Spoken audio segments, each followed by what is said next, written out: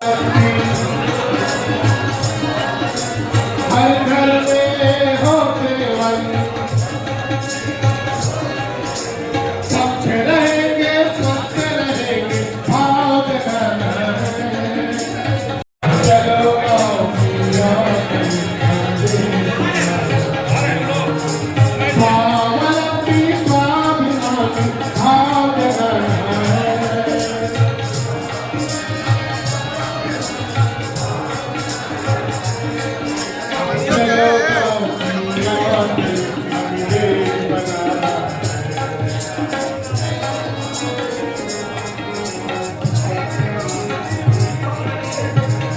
में होगी जैविक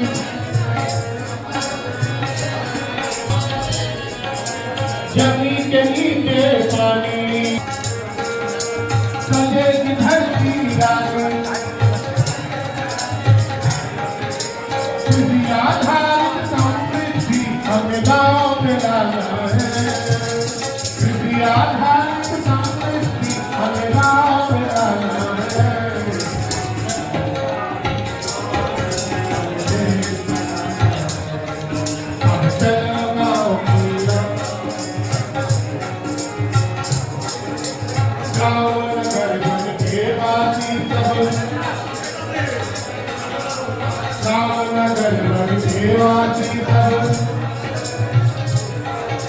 भारत की संतान है, ऊंच नीच का भेद भुलाकर करते सब मिल काम है। समरसता का गीत गाकर कदम बढ़ाना है। समरसता का गीत गाकर कदम बढ़ाना है। चलो गाँव की ओर हम चलो गाँव की ओर स्वावलंबी स्वाभिमानी भाव जगाना है। स्वावलंबी स्वाभिमानी भाव जगाना है।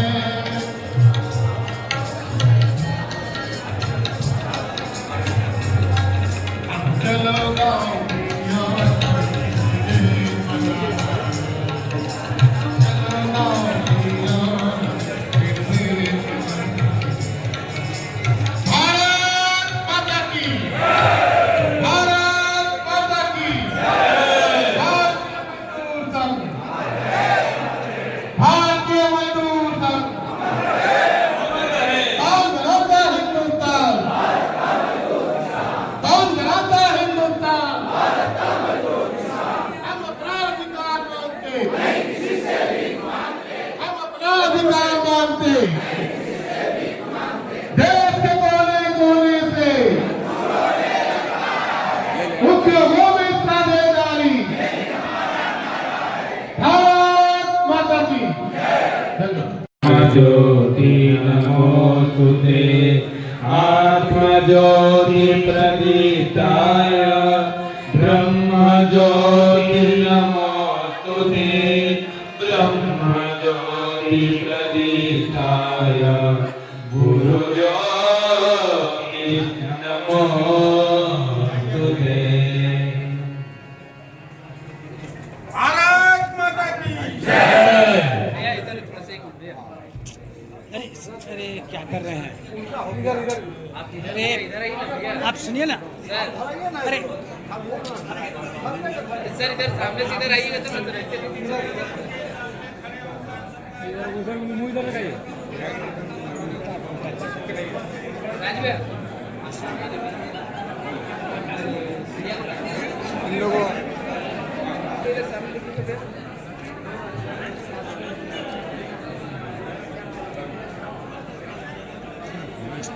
अप एंड डाउन बीच में करते हैं ना, डिस्टर्ब हो जाता है उससे।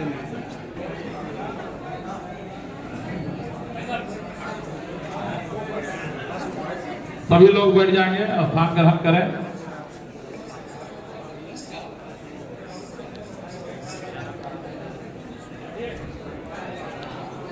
ये महामंत्री है, आपसे भी आग्रह होगा कि आप मंच पर आकर स्थान ग्रहण करें।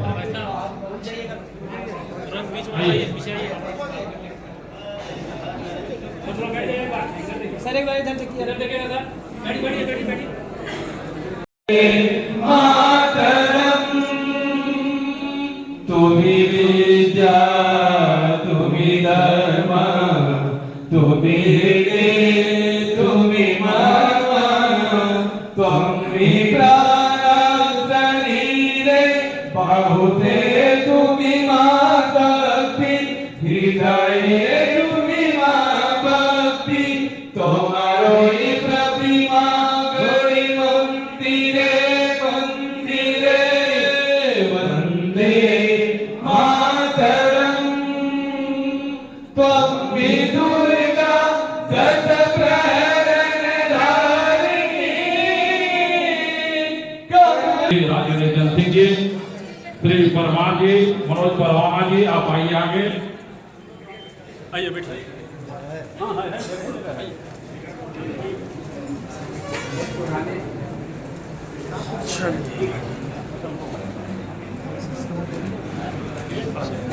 धन्यवाद। स्वर्णिम 70 वर्ष में स्वर्ण का 71वें वर्ष में प्रवेश कर चुका है। आज हम सभी जानते हैं राष्ट्रपति श्रद्धेय दत्तोपंत ठेंगड़ी जी भोपाल में जो एक बीज हुए थे, आज वट वृक्ष बनकर पूरे देश में फैल चुका है। मैं धनबाद कोलियरी कर्मचारी संघ के सम्मानीय महामंत्री उमेश सिंह जी से आग्रह करूंगा कि वो आए और अपना स्वागत हासिल करें।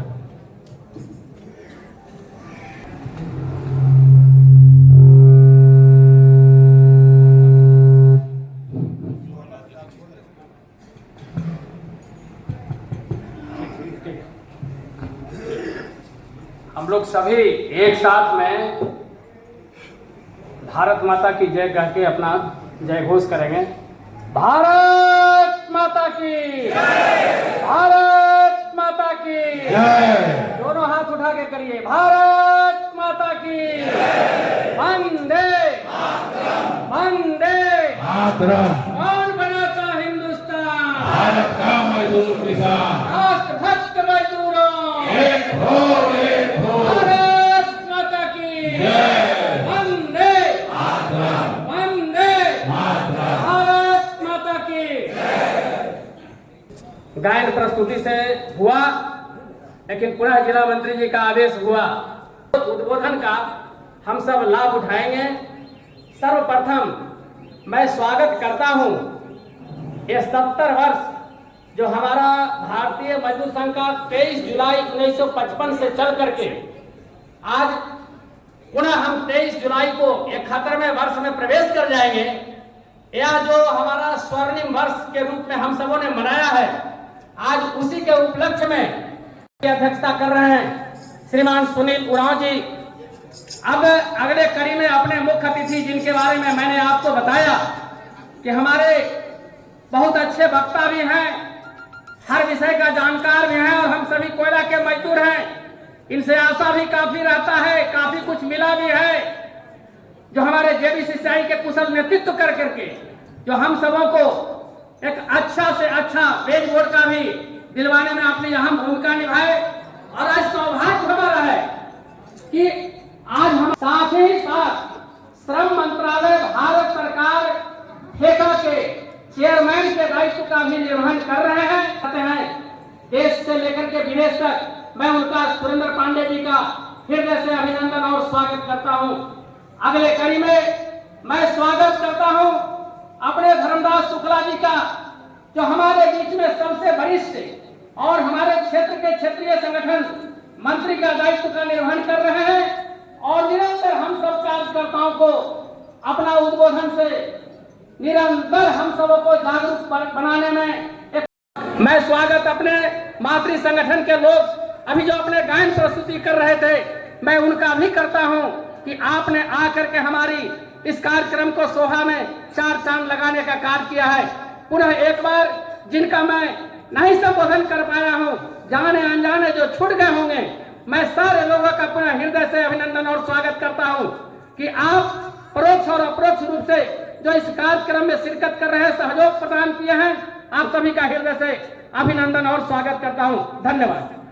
सभी को नमस्कार। देश भर में कार्यक्रम चलेंगे और माननीय मुख्य अतिथि जी का या क्षेत्रीय संगठन मंत्री जी का प्रवास कहीं और होगा, इसलिए सभी जगहों पर जा करके कुछ दिनों से कार्यक्रम चलते होंगे, जिसका समापन मुझे लगता है कि केंद्रीय स्तर पर होगा, ऐसा मेरी सोच है।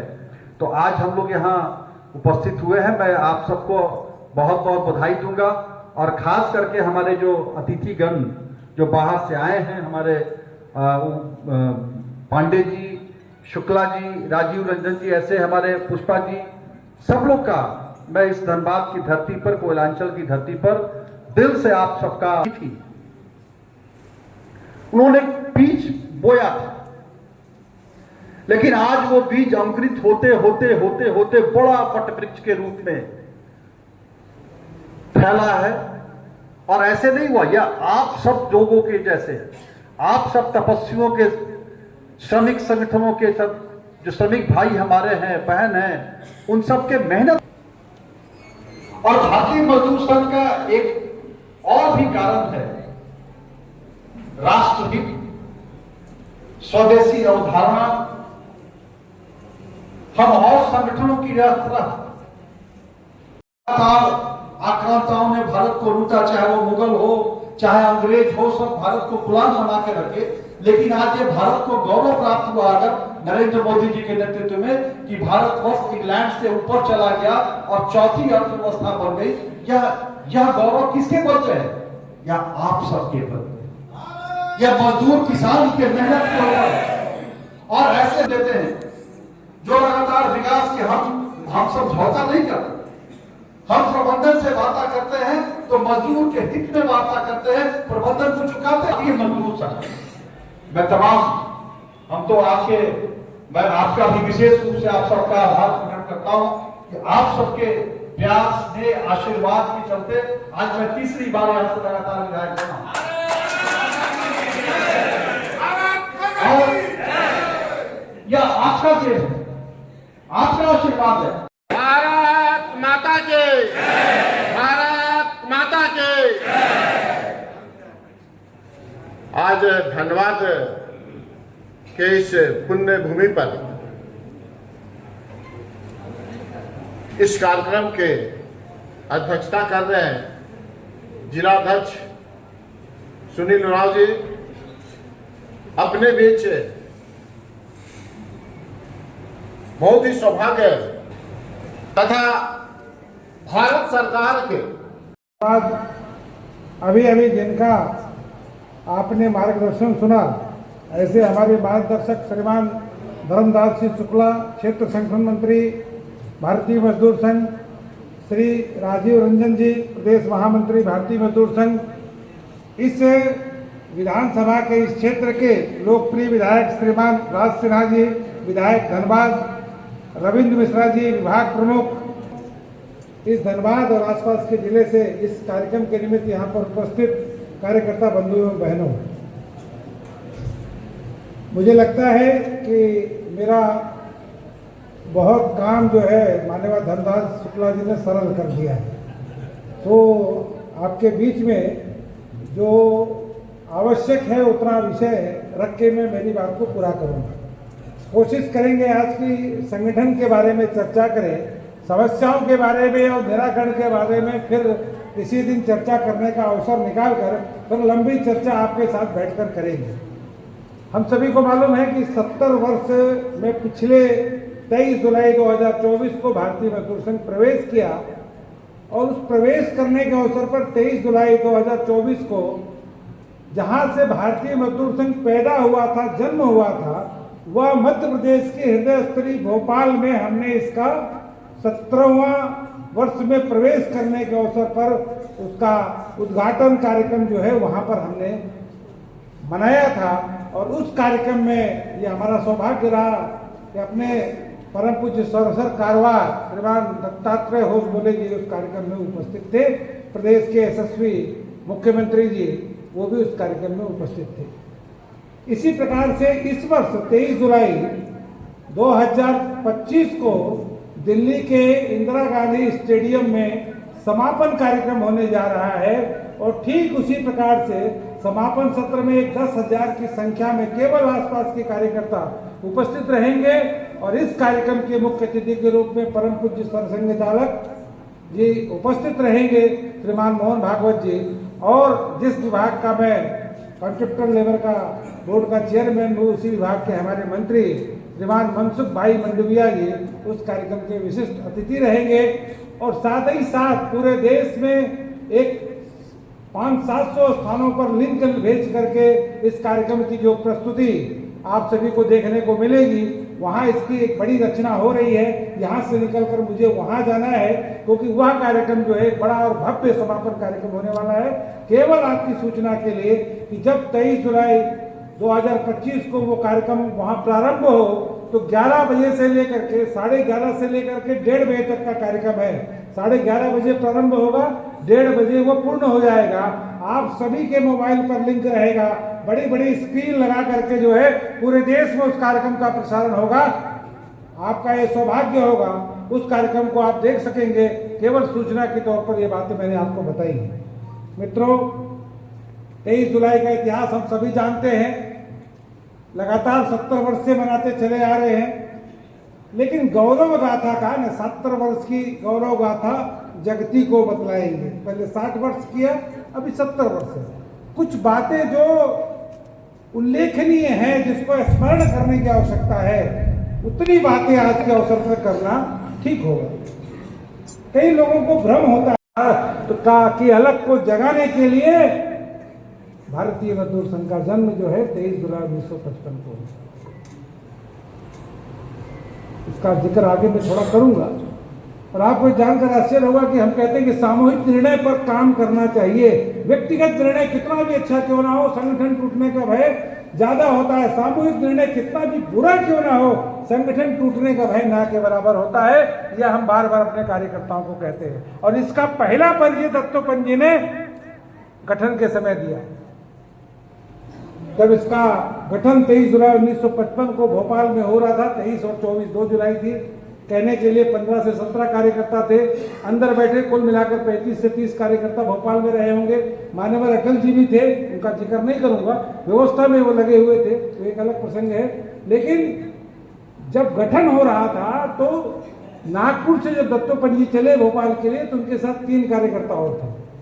स्वाभाविक सी बात है, हमें एक आज संगठन का गठन करना है तो गठनकर्ता या उसका निर्माता, उसके संबंध संविधान में क्या बातें लिखी जाएंगी, इस संगठन का नाम क्या होगा, ऐसे आकस्मिक रूप से वो सोच कर रखते हैं।